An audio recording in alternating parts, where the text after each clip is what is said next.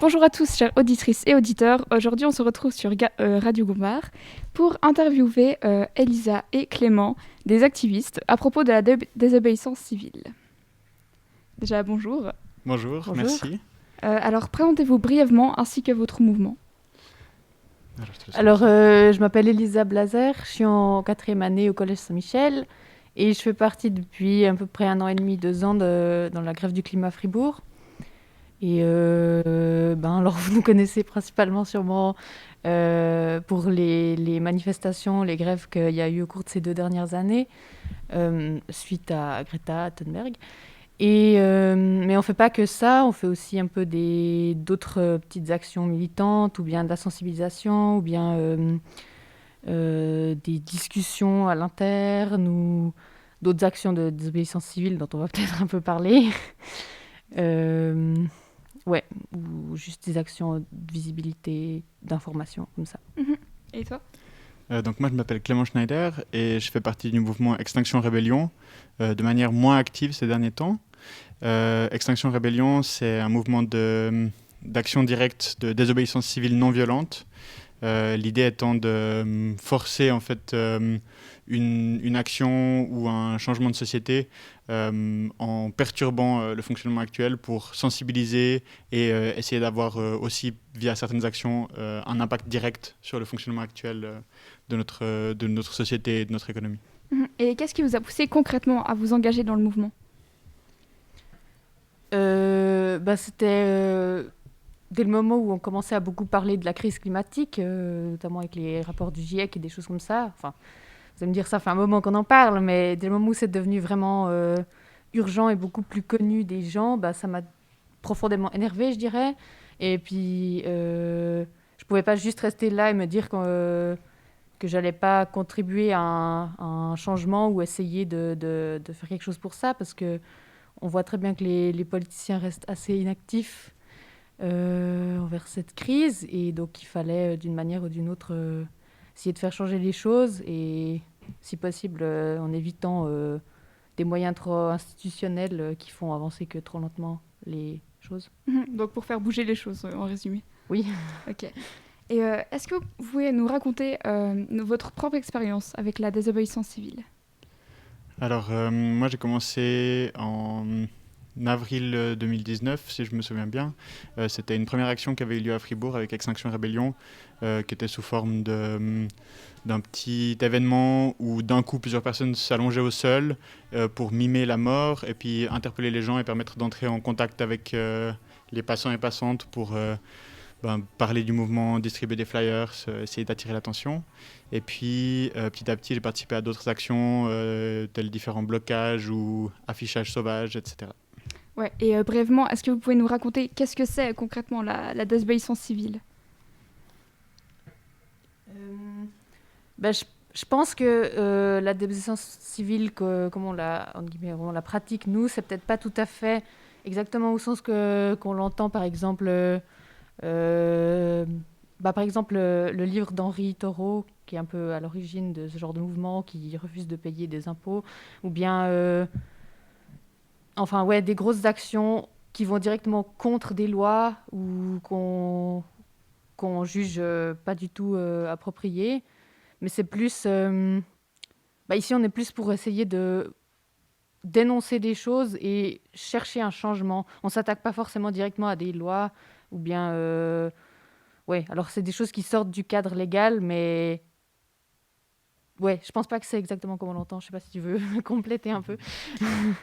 Moi, je dirais en quelques mots, la désobéissance civile, c'est le fait de, en groupe, se dire qu'il y a des lois telles qu'elles sont appliquées actuellement qui génèrent une injustice et qui est préjudiciable à à un groupe de personnes.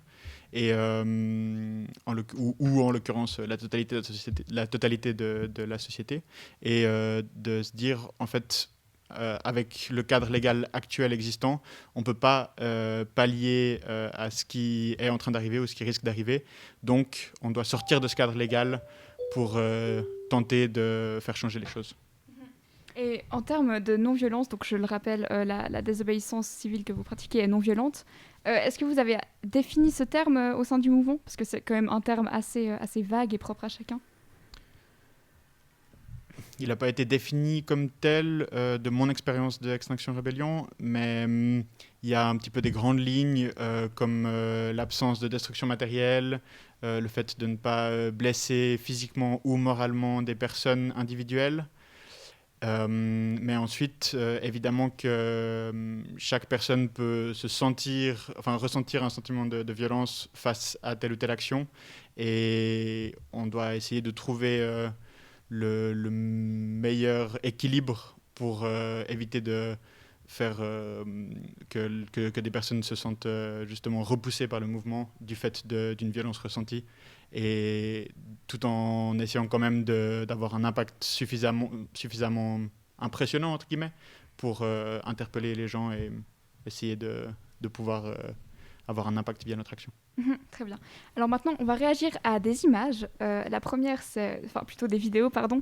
La première, c'est Rise Up for Change, qui, je rappelle, c'est des activistes qui ont été principalement occupé la place fédérale à Berne. Et voilà, on va réagir face à ça.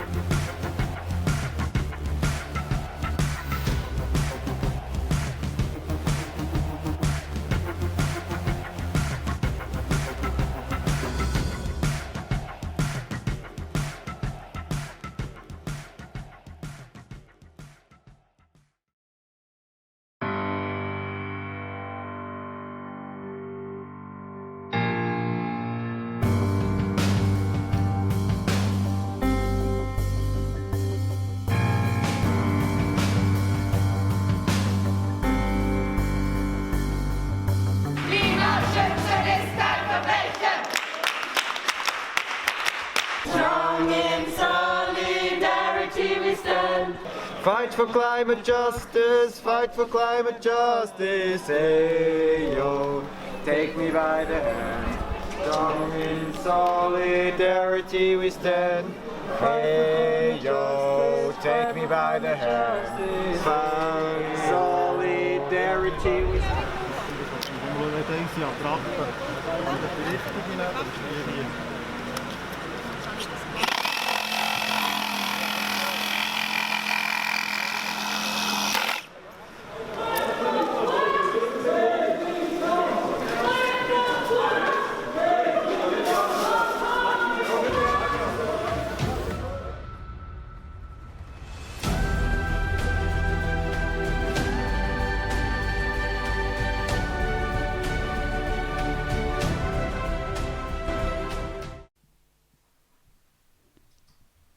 Voilà. Alors, est-ce que vous y étiez déjà, vous?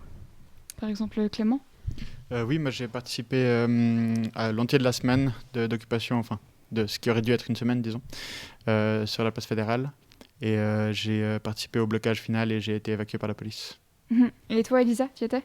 Alors moi j'ai participé à une soirée et à la grève à la fin. Ouais. Et qu'est-ce que l'expulsion vous a fait? Enfin, est-ce que ça vous choque ou est-ce que... C'était en partie une surprise, je dirais, parce que de prime abord, il y a eu pas mal de négociations.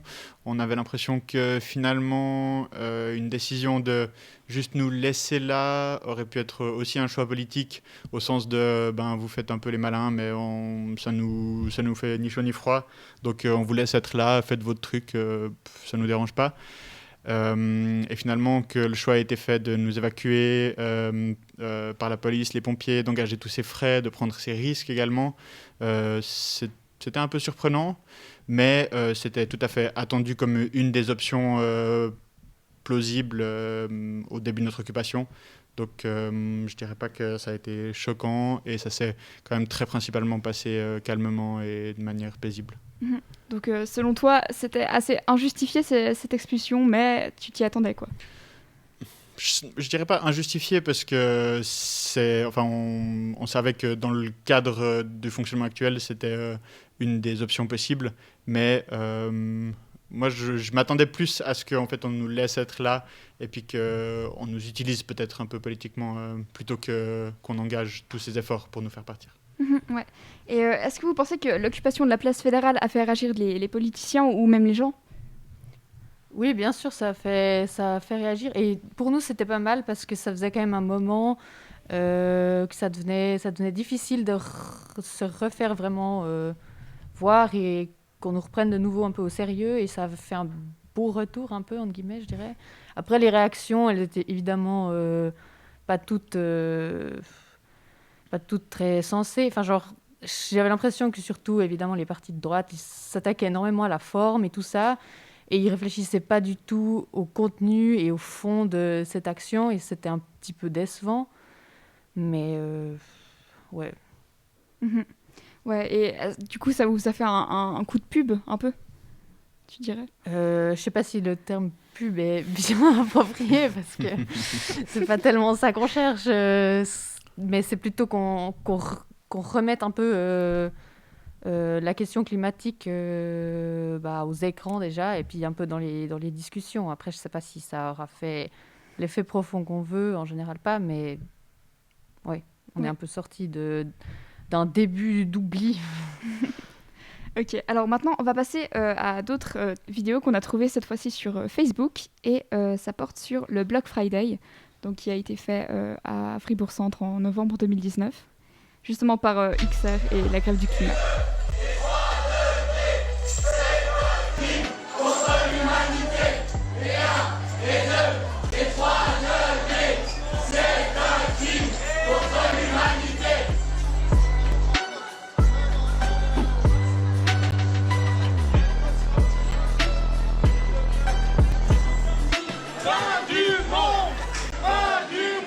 Voilà. Alors, est-ce que vous y étiez aussi à cette action, Elisa? Alors moi, j'y étais pas parce que on avait organisé un petit troc à un marché gratuit juste à côté avec d'autres membres de la grève du climat et du coup, on pouvait pas être aux deux endroits en même temps. D'ailleurs, personne n'a parlé vraiment de ce troc. Ça dit ce que ça dit, voilà. Okay. Moi, j'ai pas participé non plus parce que j'étais pas en Suisse à cette période-là. Ok, d'accord.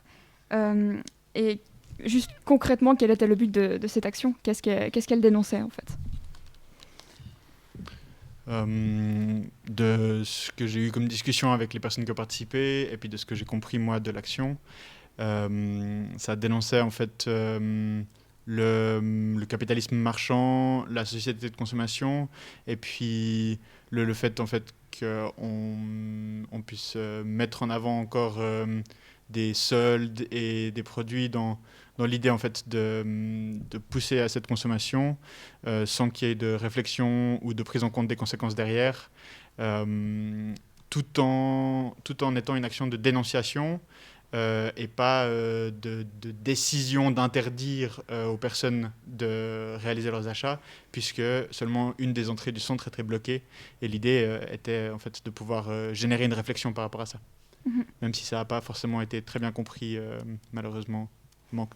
Peut-être que la communication aurait dû être faite différemment. Et pour rester un peu sur le thème des actions, est-ce que vous pensez que les actions dérangent les gens ou du moins nuisent à votre mouvement? Bien sûr que les actions dérangent les gens, mais c'est aussi un peu le but. Enfin, je veux dire, nous, en tant qu'activistes, on a aussi dû être dérangés et on a dû ensuite agir par rapport à ce dérangement.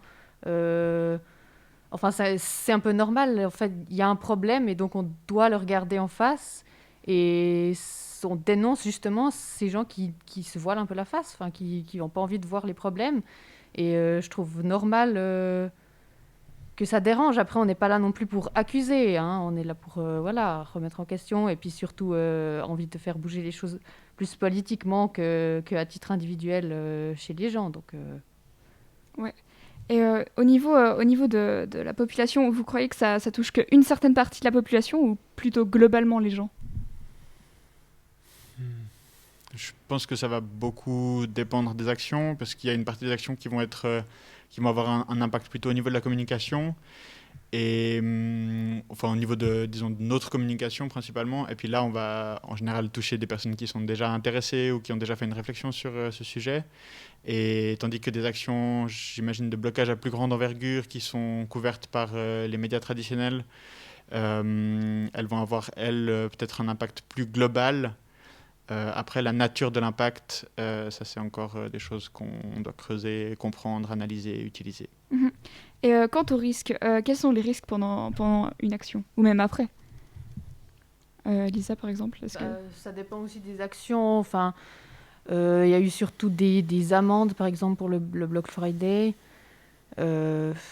Après, certaines grosses actions, ça peut aller jusqu'à de la prison, mais enfin, celle qu'on a faite ici, c'était surtout des amendes, il me semble.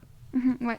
Et est-ce que vous pensez que les risques, ils valent la peine d'être pris? Alors, je dirais que la cause en elle-même, elle est suffisamment importante pour qu'on puisse prendre ce genre de risque. Mais au final, ça peut être très décourageant aussi de voir les réactions qu'on peut avoir suite à des actions et de se dire, en fait, finalement, on cherche à essayer de changer les choses pour proposer peut-être une alternative de fonctionnement pour la globalité de la société, parce que c'est la globalité qui va être affectée par les changements climatiques à venir. Mais en fait, on a l'impression qu'on n'a pas cette compréhension-là et que du coup, on va complètement à contresens et que, entre guillemets, c'est compliqué de se battre pour des gens qui n'ont pas envie qu'on se batte. Ouais. Et au niveau aussi de votre limite, est-ce qu'au sein du mouvement, vous fixez une limite ou pas du tout? Alors chez nous, en général, on est assez libre. On énumère souvent les risques avant, et puis après, c'est à chacun individuellement de savoir jusqu'où il veut aller, quoi. Mais après, voilà, c'est clair que si c'est violent, alors ce sera pas assimilé au mouvement. Mais Ouais. Et juste personnellement aussi, est-ce que vous avez des limites, par exemple toi, Clément? Est-ce que tu as des limites par rapport à enfin pour une action, par exemple? J'ai rien de fixe en fait parce que je dois me reposer la question et puis me réinterroger la situation dans laquelle je suis, comment je me sens à chaque action par rapport à l'envergure, la nature de l'action, l'impact que j'imagine qu'elle peut avoir, le sentiment que j'ai par rapport à cette action. Et donc c'est très dépendant et je crois qu'à l'heure actuelle je me suis pas arrêté une limite de manière fixe. Ok, ouais. Et avez-vous des prochaines actions de prévues? Enfin, est-ce que vous pouvez un peu nous raconter si c'est pas trop confidentiel ou comme ça? alors nous, on en a, mais c'est confidentiel. Zut. Et moi je vais pas répondre. D'accord, bon bah très bien. Oui, j'aimerais rajouter encore que il faut que vous notiez la date du 21 mai. Ce sera une journée de grève et de différentes actions décentralisées. Et on est en train de mettre sur pied tout ce projet, intitulé La grève pour l'avenir, avec de nombreux collectifs, syndicats et associations de Fribourg. Et notre idée, c'est de converger les luttes pour être encore plus puissant et plus clair sur notre message. Donc réservé le 21 mai, grève pour l'avenir à Fribourg, avec une alarme climatique à 11h59 pour rappeler l'urgence et des grèves l'après-midi. Et maintenant, on sait tous que y a le Covid en Suisse et comme ça. Est-ce que la situation sanitaire vous a-t-elle dérangé pour organiser les actions ou même les réunions? Oui, énormément. Ouais, c'est-à-dire?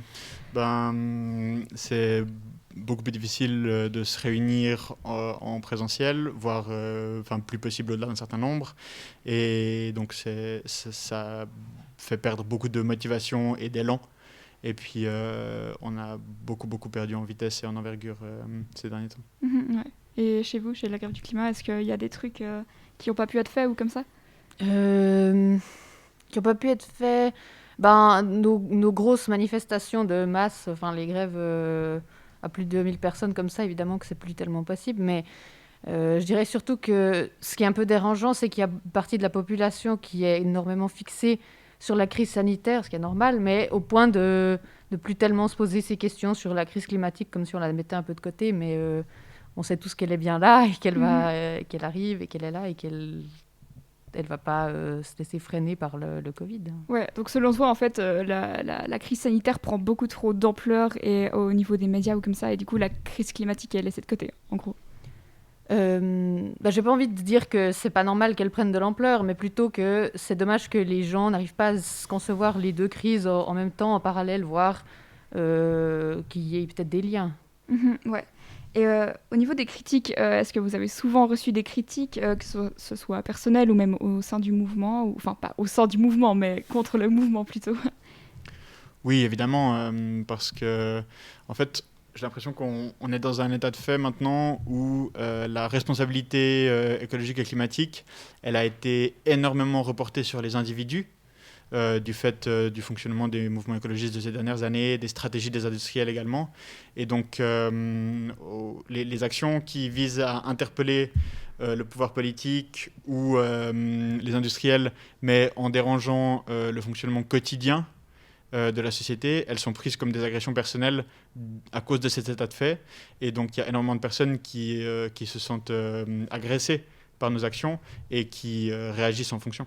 Ouais, et est-ce que tu as genre des exemples de critiques qui vous sont lancées souvent? Vous êtes que des jeunes étudiants, étudiantes, allez trouver un travail.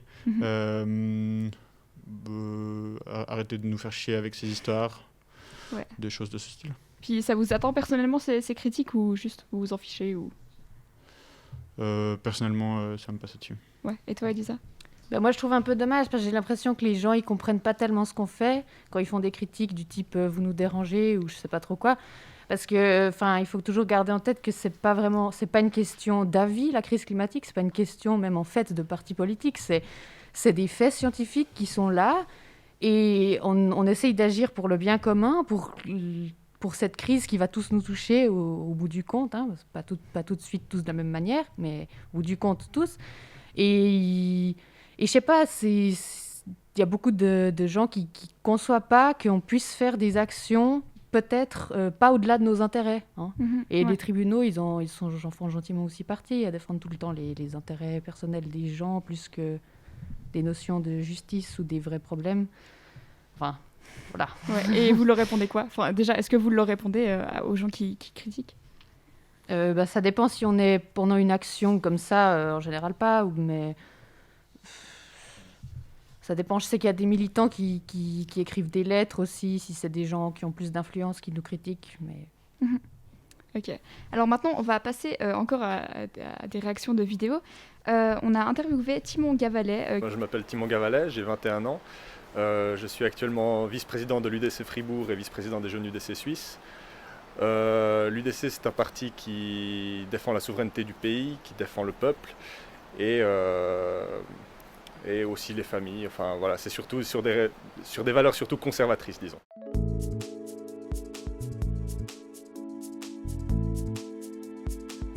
Non, bien sûr, il y a une crise, il faut la prendre en compte. Non, ça c'est quelque chose que je pense on peut difficilement contester à l'heure actuelle.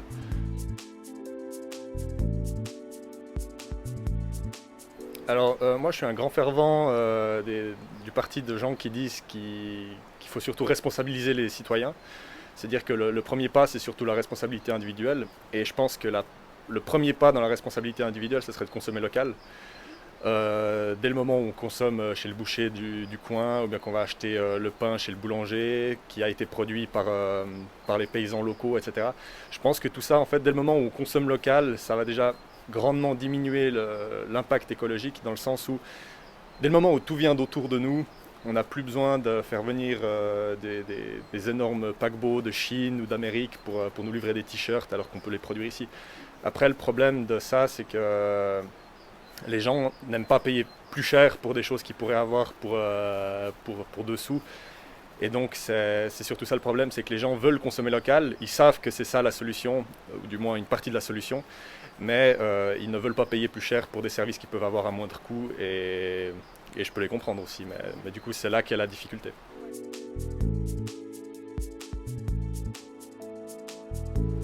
Alors oui, ça serait l'objectif. Après c'est sûr que forcément, vu que la main-d'œuvre en Suisse coûte cher, vu que les matériaux suisses coûtent cher, c'est évident qu'on n'arrivera jamais à concurrencer des t-shirts qui viennent du Bangladesh ou des baskets qui viennent de Chine, hein. Je donne des exemples comme ça, Mais bien sûr, on peut tout à fait avoir des produits suisses qui sont de qualité, qui ne sont pas trop chers, mais bien sûr, ça coûtera toujours 1 ou 2 francs de plus que ce qu'on peut trouver ailleurs.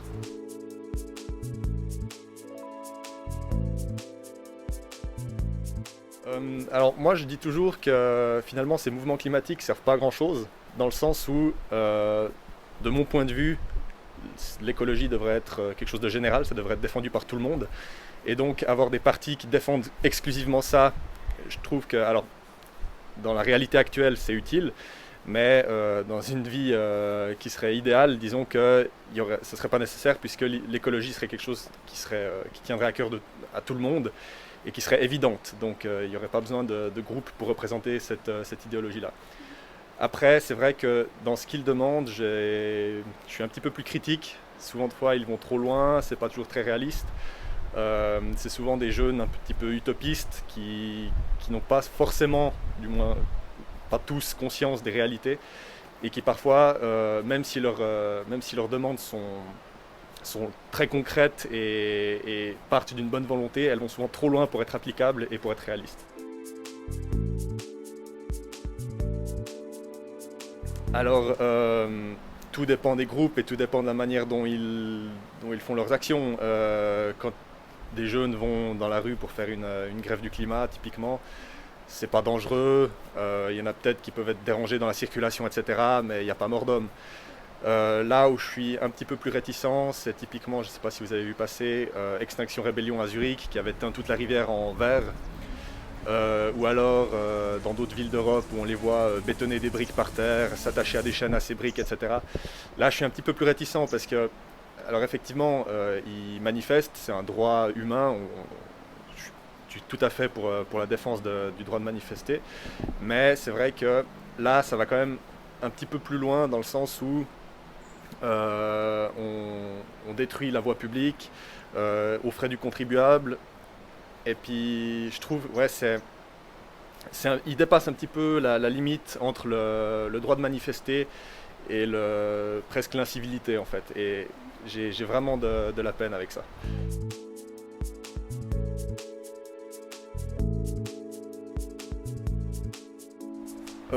Alors moi je pense que tout simplement pour ce cas-là il faut regarder les lois. C'est interdit de manifester sur cette place pendant les sessions.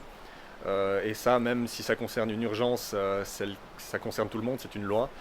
Et donc, moi, je suis tout à fait d'accord avec ce qu'a fait la commune, c'est-à-dire de les expulser. Après, je comprends aussi l'indignation qu'il peut y avoir, parce qu'effectivement, c'est une urgence qui n'est pas toujours prise au sérieux.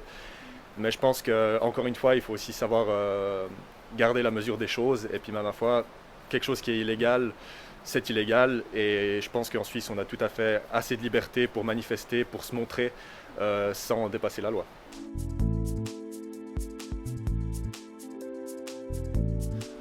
Moi je pense que c'est typiquement le genre de choses qui dessert un peu la cause, dans le sens où beaucoup de personnes justement soutiennent l'écologie, mais puisque ce genre de mouvement, je ne sais pas exactement, enfin il y a eu plusieurs mouvements qui étaient sur place, hein, mais ce genre d'associations ou de groupes vont justement, comme je le disais, un peu trop loin, ce qui fait que les gens se désolidarisent dans le sens où ils soutiennent la cause, mais la manière dont c'est mis en place est tellement extrême ou va tellement loin qu'ils se disent non mais moi je ne veux pas être associé à ça et du coup ils ne soutiennent plus ces mouvements.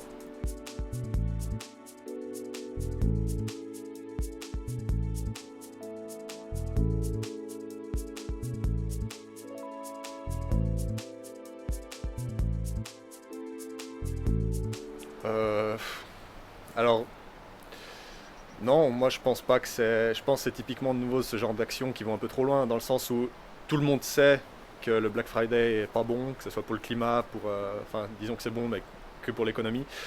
Donc tout le monde sait l'effet néfaste que ça a, mais encore une fois, quand les gens ont la possibilité d'acheter pour un moindre coût, ils vont pas hésiter, et puis on peut pas non plus leur en vouloir. Après, c'est vrai que justement, je trouve que aller bloquer l'entrée des magasins, etc., c'est gagnant pour personne, à part pour les personnes qui bloquent le magasin en elles-mêmes, parce qu'effectivement, elles se montrent, elles font parler d'elles. Mais ça dessert leur cause, parce que justement, encore une fois, elles vont trop loin. Et puis les gens qui vont faire leurs courses, ou bien qui veulent aller acheter simplement parce que c'est leur droit aussi, elles peuvent pas. Et en plus de ça, le magasin est aussi lésé dans l'histoire parce qu'elles font des pertes. Et finalement, je trouve que justement, on rentre de nouveau dans cette catégorie d'actions qui vont tellement loin qu'en fait, elles desserrent plus la cause qu'autre chose. Voilà, c'est ça. En fait, de mon point de vue, c'est exactement ce que vous avez dit. C'est qu'ils vont tellement loin que finalement, on dirait juste des enfants qui crient. Et puis, alors je caricature bien sûr, mais oui, ils vont beaucoup trop loin pour être pris au sérieux plus tard.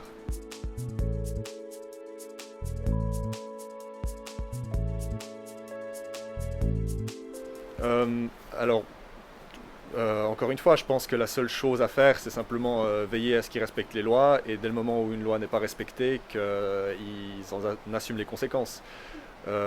Typiquement, l'occupation de la place fédérale était illégale. Je ne sais pas du tout les mesures qu'ils prennent en général quand ça arrive, parce que de mon souvenir, on n'a pas vécu ça depuis des années. Et du coup, je ne sais pas comment la justice réagit par rapport à ça, mais je pense que dès le moment où il y a une infraction, il faut rester neutre, simplement juste, la punir d'après ce qu'ils ont fait, mais ni aller trop loin parce que ça serait de l'injustice, mais pas laisser ça impuni non plus parce que ça reste une infraction. Je pense qu'il faut simplement rester correct vis-à-vis de la loi.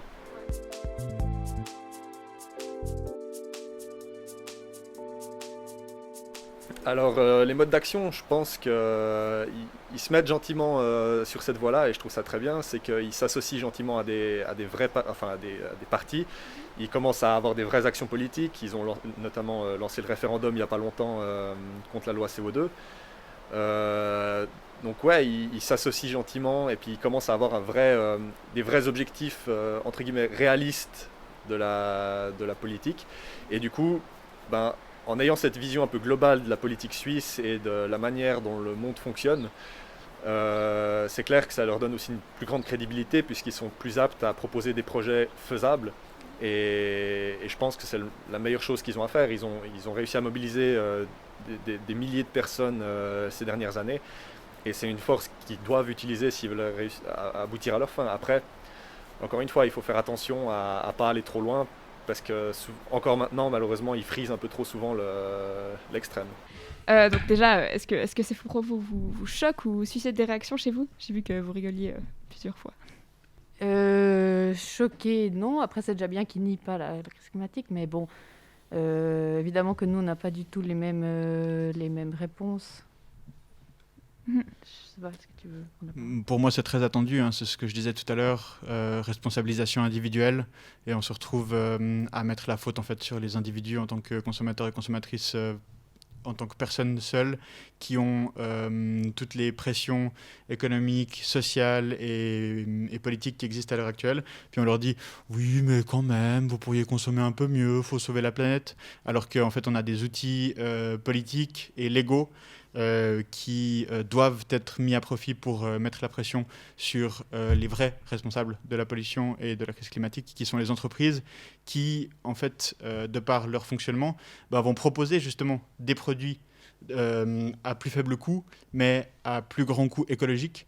Et du fait du fonctionnement de la société actuelle, ces produits vont être achetés en plus grande quantité. Et ce n'est pas en essayant de faire des campagnes de sensibilisation auprès des individus qu'on va pouvoir changer cet état de fait. Et donc, pour moi, c'est vraiment une chimère, cette stratégie. Mmh. Et est-ce que ça vous interpelle que des gens de notre âge ou même de notre génération soient plutôt dans cette ligne-là ? Pas spécialement. J'ai l'impression que, en fait, il y a toutes les compréhensions du monde qui cohabitent, et selon l'éducation qu'on a eue, les lectures, les possibilités d'éducation, on va s'accrocher ou suivre telle ou telle compréhension du monde. Et donc, je trouve tout à fait normal que ça cohabite dans toutes les générations. Et toi, Elisa, est-ce que ça t'interpelle ou pas ? Non, je pense aussi que c'est normal. Après, je pense que, en général, tant qu'on nous traite souvent un peu de se radicaliser ou des choses comme ça, mais je pense pas qu'on se radicalise. On est juste adapté à une situation. Tout à coup, qu'on comprend vraiment tout ce qui se passe, on peut plus juste dire je vais acheter de la viande chez le boucher. Ça n'a aucun sens. Ça n'a aucun sens par rapport à la crise actuelle. Ouais, et au vu de ces dernières années, est-ce que vous pensez que l'engagement des jeunes a augmenté au sein de votre mouvement ou même par rapport à l'écologie ? Je sais pas. Bon, bah, d'accord. Et toi, Elisa, t'as un avis là-dessus ou... Je sais pas tellement non plus, parce qu'on voit qu'il y a quand même des... C'est clair que les jeunes, on sera touchés aussi plus tard par cette crise climatique. Il y a peut-être des couches de population plus âgées qui se font pas tellement de soucis pour ça, mais je pense pas que c'est en soi une question d'âge. Il y a des gens qui peuvent être touchés à tout âge. On voit très bien avec monsieur de l'UDC, il a notre âge, ça c'est pas pour autant qu'il comprend vraiment. Ouais. Et avez-vous eu des sanctions à l'école, donc par rapport aux grèves, ou même au travail, ou comme ça Non, pas de mon côté. Ok, ouais. Et toi? Non, alors je sais qu'il y a certains professeurs qui nous menaçaient que si on avait une interrogation ce jour-là, ils nous mettraient un 1 si on sèche. Donc ça aurait pu, mais c'est jamais tombé ce jour-là. Donc je suis un peu passée entre les gouttes. Je sais qu'il y en a d'autres pour qui ça n'a pas été le cas. Et sinon, non, ça va. Ouais, ok. Et grâce à ces manifestations ou actions ou même grèves, est-ce qu'un but concret a été atteint? Je crois que non. À l'heure actuelle, en termes de but concret, ma réponse est non. Ouais. Et est-ce qu'il y a encore un autre élément important que vous souhaitez mentionner ou comme ceci? Je dirais peut-être quelque chose qui est bien, c'est que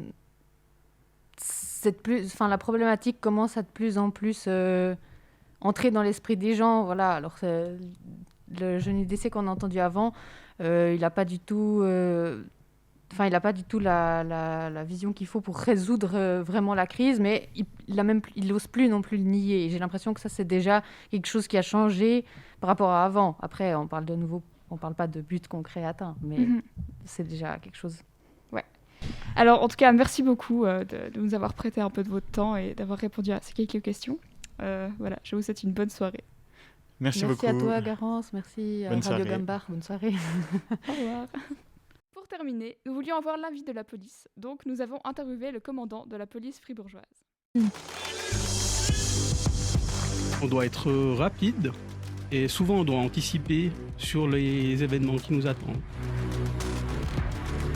Jeder Polizist hat gerne Action, aber man muss auch viel mit dem Herz und mit dem Kopf arbeiten. Je fais le métier de policier par conviction. C'est quelque chose qui sort totalement de l'ordinaire et puis ouais, c'est fabuleux. Ich bin jeden Tag stolz zu sagen, ich bin Polizistin. Bonjour, tout d'abord merci d'avoir accepté l'invitation. Merci à vous. Pour commencer, présentez-vous et expliquez-nous un peu concrètement en quoi consiste votre métier. Alors, je suis Philippe Alain, le commandant de la police cantonale fribourgeoise. J'ai la chance de pouvoir conduire le corps de la police cantonale. C'est 750 personnes, dont 570 policiers qui travaillent pour la sécurité publique, la sécurité routière, et je dirais la lutte contre la criminalité dans le canton de Fribourg. Et ensuite, quel est votre avis donc, de la police par rapport au réchauffement climatique et à la crise climatique? La police cantonale, elle travaille sur des faits. Notre métier, c'est de chercher en fait des faits qui, après des enquêtes, sont rapportés au ministère public sous forme d'infractions. Je crois qu'on est au clair, le dérèglement climatique, le réchauffement climatique, ce sont des faits. Et à ce titre-là, la police, elle est partie prenante de l'évolution sociale, de l'évolution des choses. Donc, on ne va pas du tout les nier ou autre. Au contraire, ça habite nos réflexions sur la gestion des risques pour demain et après-demain. On travaille dans le cadre légal qui nous est fixé.